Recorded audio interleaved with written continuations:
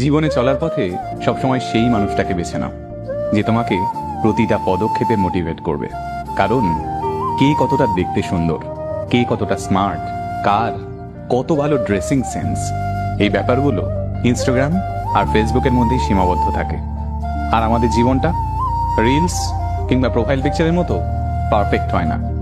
এখানে আমরা প্রতিনিয়ত আঘাত পাই, ক্ষত বিক্ষত হই, আমাদের কান্না পায়, সবকিছু ছেড়ে পালিয়ে যেতে ইচ্ছে করে।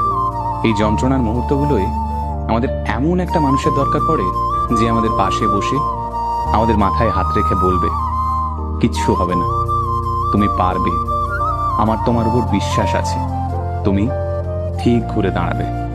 ব্যাস এটুকুই তো।